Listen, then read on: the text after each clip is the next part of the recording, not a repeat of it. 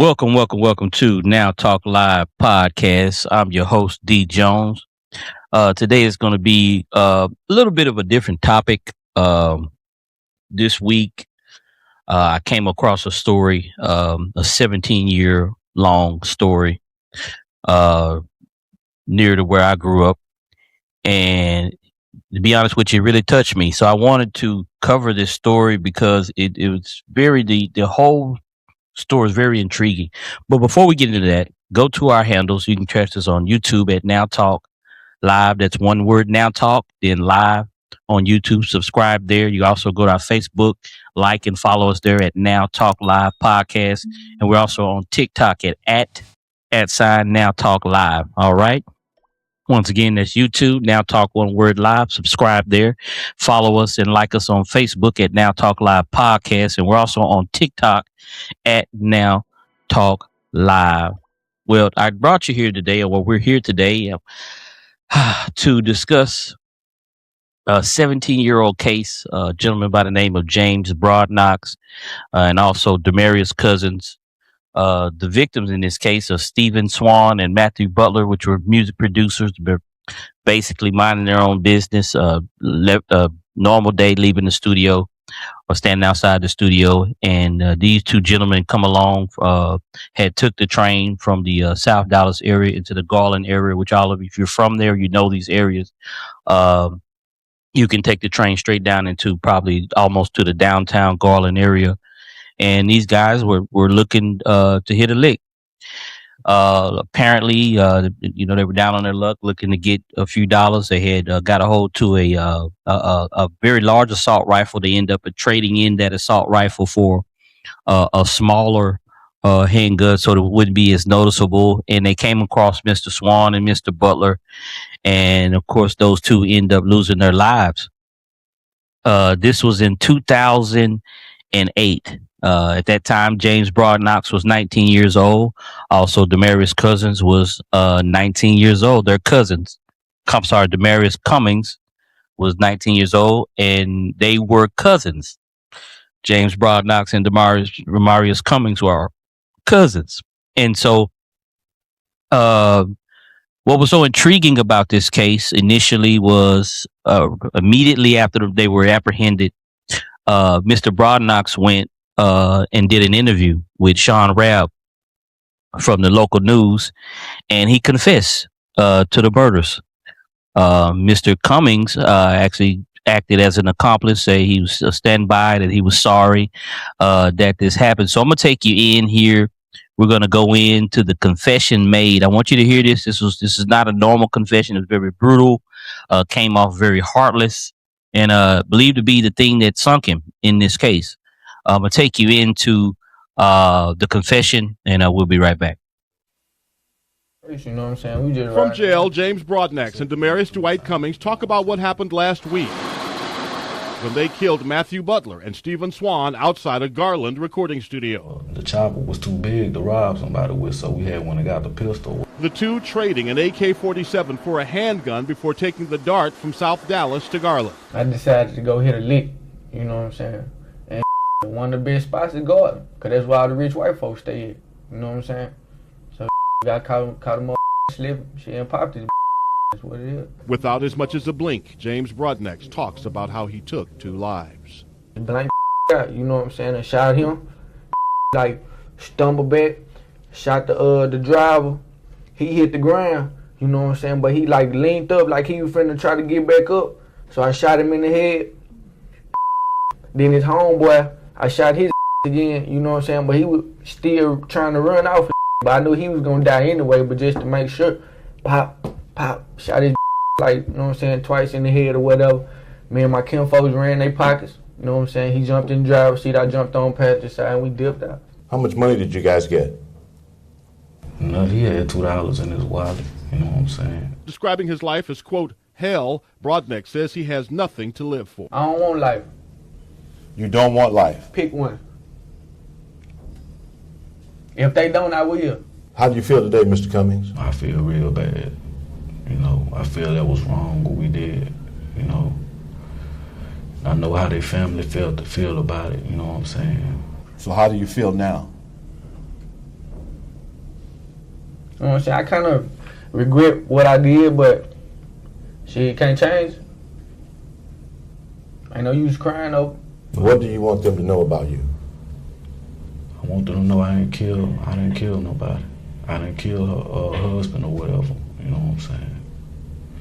But you do admit you contributed to it. Yeah, I contribute to it, but I didn't kill him though. You sorry it happened, sir? Yes, sir. What do you want to say to the families of the two men you killed?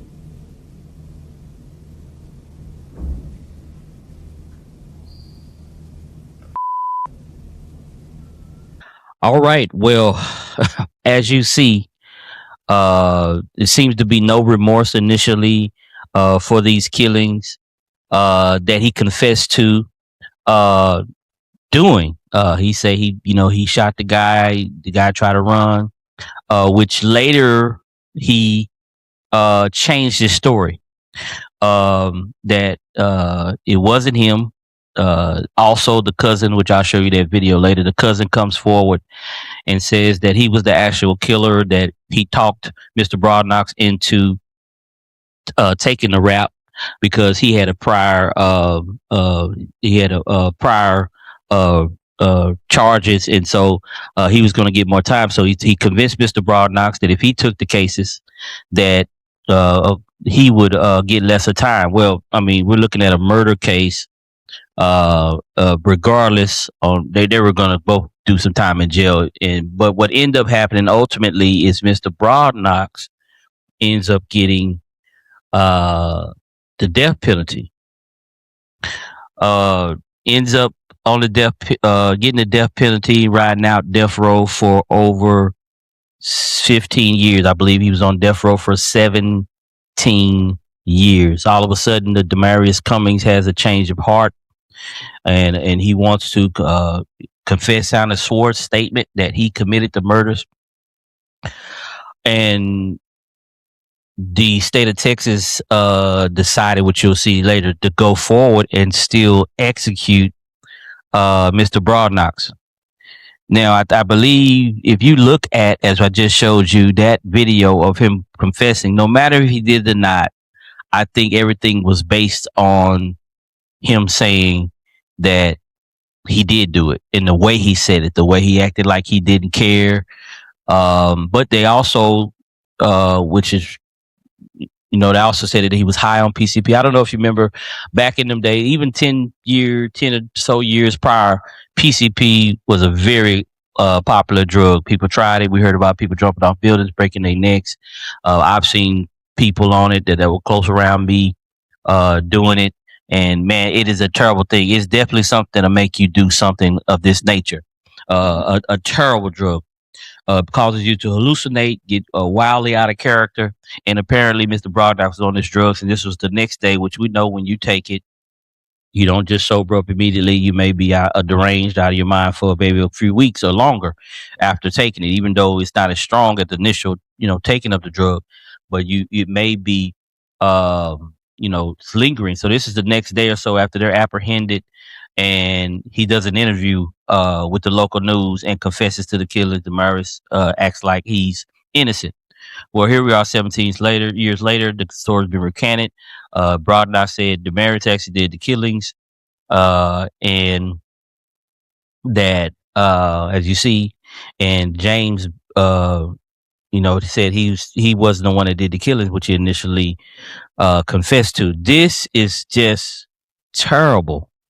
As I'm sitting here, I never forget hearing the story, it being somewhere where I was from, and man, it's just like, two young guys that just literally threw their life away. When I tell you threw their life away, man, and one day made some decisions to go, hit a lick, rob somebody, end up killing two innocent men that were said to be Christian producers at the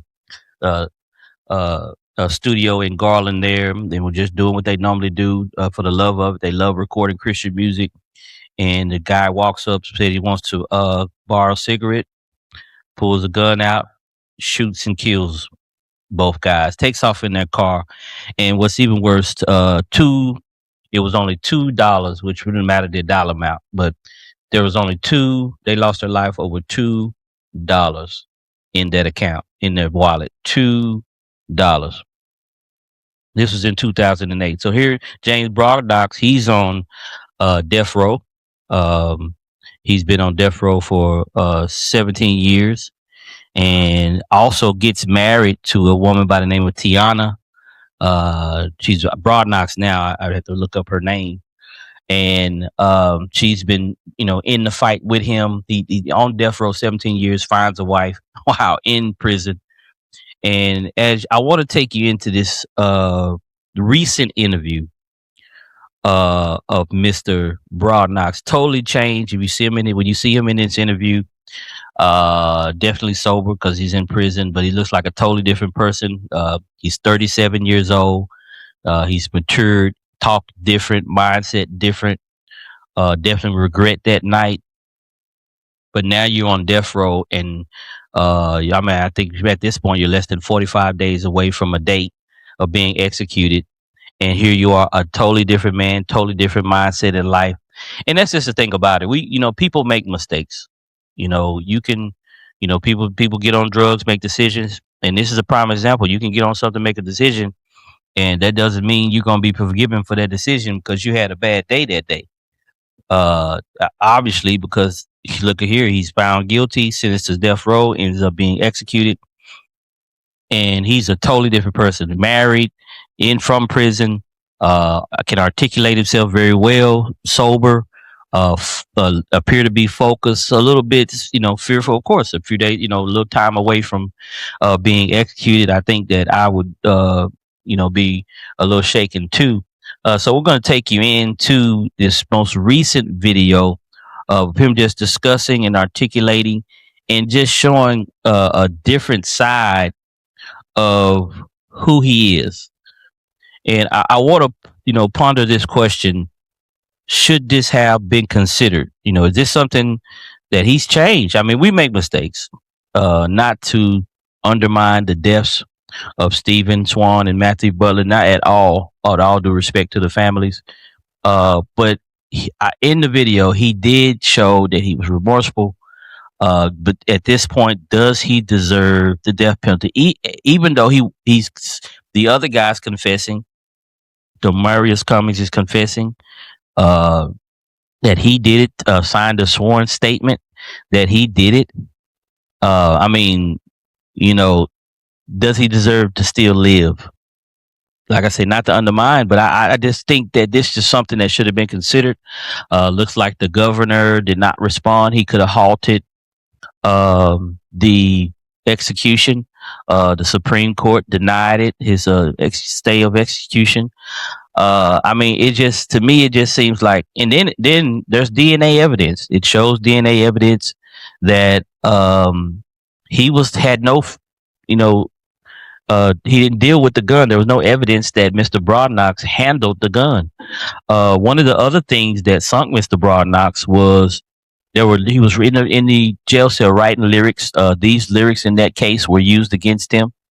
I mean, it's just how can arts, and I say not to undermine what was done, what he took place in, whether he did it or not to undermine that, but should those lyrics have been, and don't be afraid to get into the comments, should those lyrics have been admitted? Should those lyrics have been used to sink him?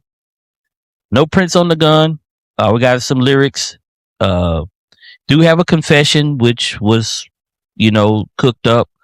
But we're gonna go in. Well, I want you to see him prior to his death, the chain after some years of being in prison. Check this video out. Yes, I wanted to be an architect growing up.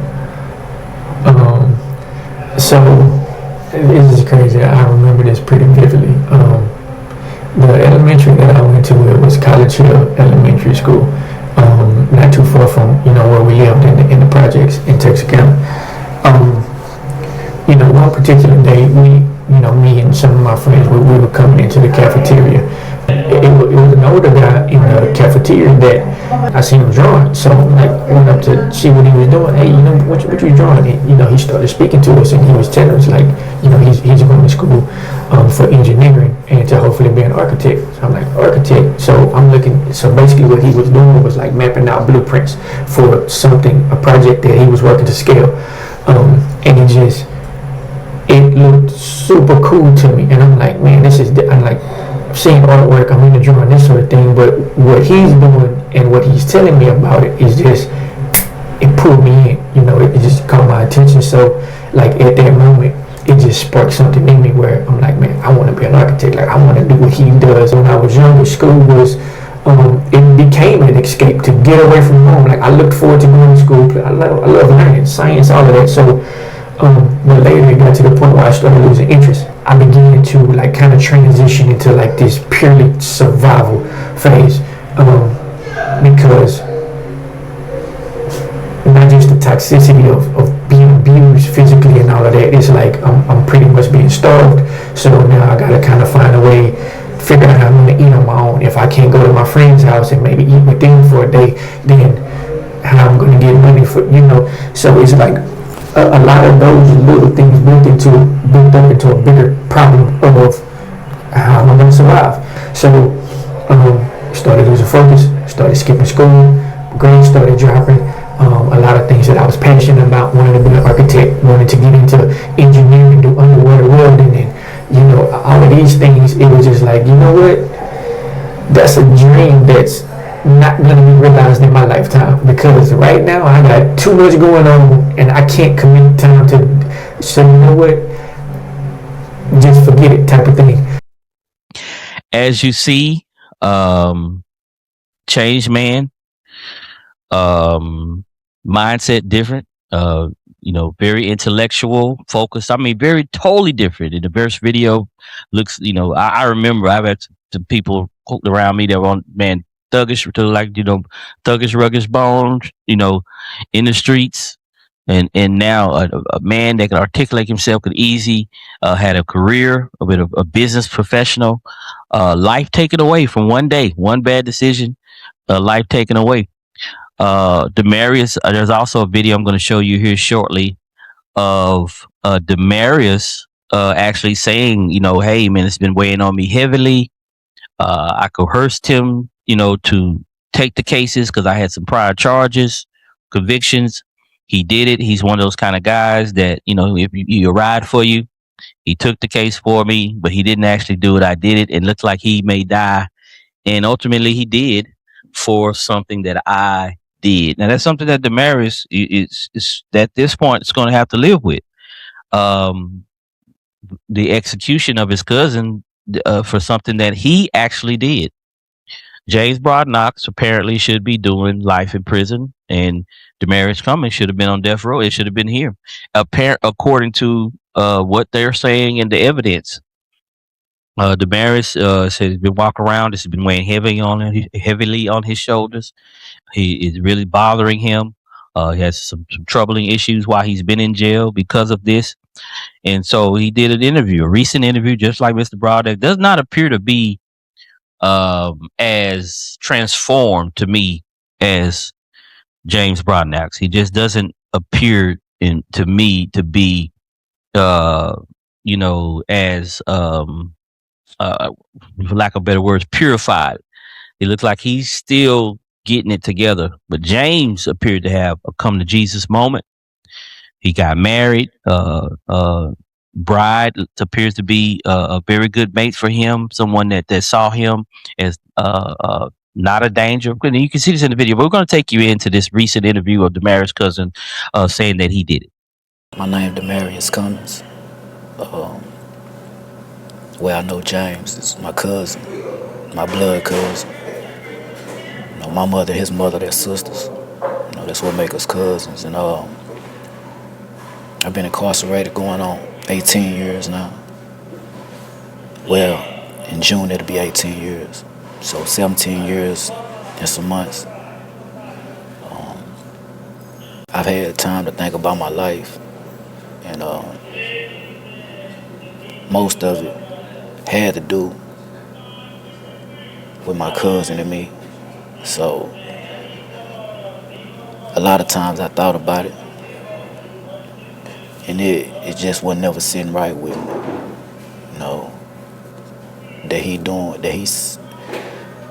we was in this crime together, but he's on the other side of things that I should have been. With him getting a death penalty, that should have been me. So I feel like this is an outlet to get it out to whoever gonna listen, as far as who y'all dealing with, to tell the story as it should be told. That it was me, that I was the killer. And bro just stood in my place. Cause at being young, as I knew things, I didn't know nothing, but I told bro to do what he did. And so, in my ignorance, it got him the death penalty. Well, there you have it. Um, like I say, Mr.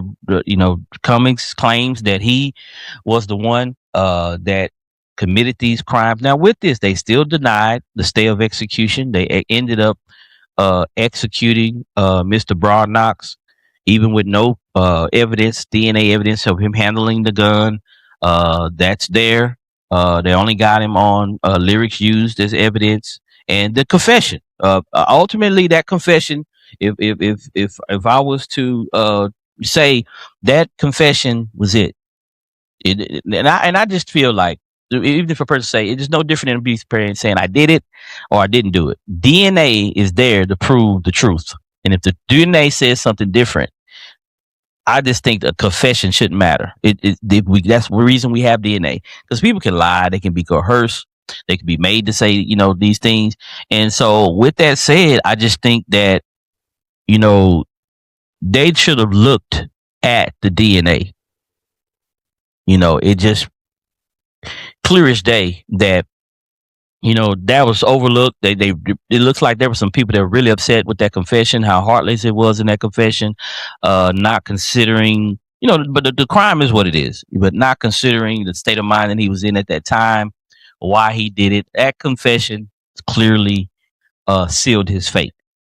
That the way he said it, the timeliness. This was taking that interview. This was days after being apprehended.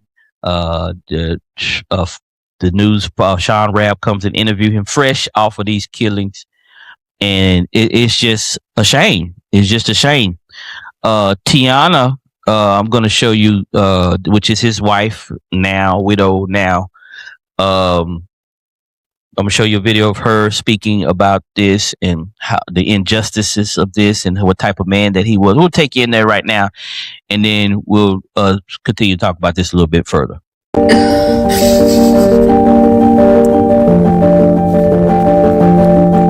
know what? The comments that I've read, the people that have denied even looking at the facts of the case. Let me make myself very, very clear. I'm not gonna stop here. It's 8 o'clock. They just locked off his phone, and this might be the last night I speak to him. But if you guys want him to feel, because you hate him for something he said when he was taking the blame for his cousin, if you guys want him to feel how he feels, then take me. Take me. Take me. Take me. Don't take him. Take me. That's how I know he never did it. That's how I know he never did it. I will stand outside wherever you guys need me and take me in his place.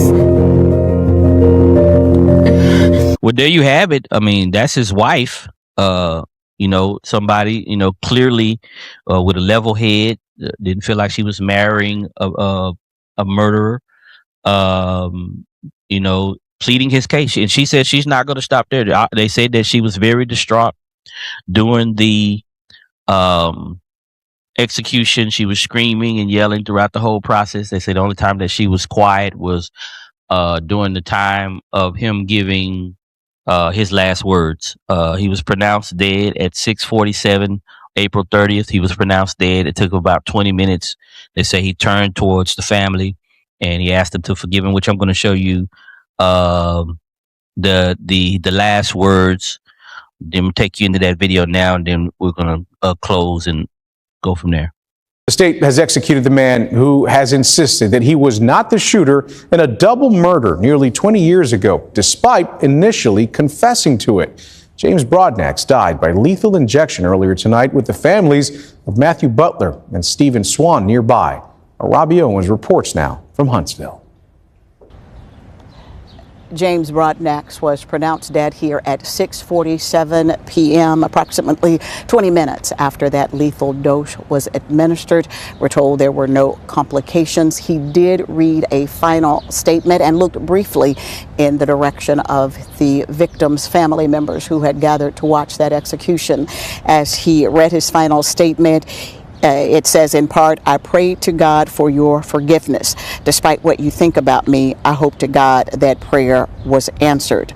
But no matter what you think about me, Texas got it wrong." So even until drawing his final breath, Broadnax insisting that he was not the trigger man. We are told that the family members of his victims remain stoic throughout. Not so for Broadnax's wife. He's gone. They took him. Prison officials tell us that the woman that Broadnax married while he was in prison was visibly distraught throughout the proceedings. As she exited the prison, she screamed that the state of Texas has murdered my husband and insisted that no one has won. His accomplice, Demarius Cummings, saying that he was in fact the trigger man and not Broadnax, but the courts did not buy that argument. The Supreme Court refusing to stay the execution. Demarius Cummings serving a life prison sentence without the possibility of parole for his role in that double murder. In Huntsville, Robbie Owens, CBS News, Texas. Well, there you have it. The state of Texas decided to execute him. And, for whatever reason, they didn't feel there was a need to give him a stay of execution. And they took his life. He's dead now. He's been died for this crime that he confessed to over 17 years ago at 19 years old. Demarius Cummings still in jail as an accomplice. And now it regardless of what actually happened, it's too late. And it just really, really, really breaks my heart. It burdens me to see this, man, and to understand what actually happened. I don't know, what was going on in their head at that time, but I do know that it should matter. He said something. He said, the state of Texas got this wrong. The court got this wrong. And if you're holding on to that minutes before you die, there has to be some truth to this. There has to be some truth to this. If you're holding on to that, they got this wrong, man. I didn't kill him. My life shouldn't be taken over this. Who wouldn't take that at least some kind of serious? Like why wasn't this looked at? Feel free to comment. Feel free to share your thoughts on this case in the comments. I just think that he should still be alive. I really do. But hey, we are where we are. And so I appreciate you tuning in today to this story, the tragic ending. Don't forget to like us on YouTube, Now Talk One Word Live on YouTube. Also on Facebook, Now Talk Live Podcast. Type that in. It should come up. Like and follow us there. You also should go to our TikTok at Now Talk Live. All right. I appreciate you guys tuning in and allowing me to share my sentiments with this story. And hey, till I see you again.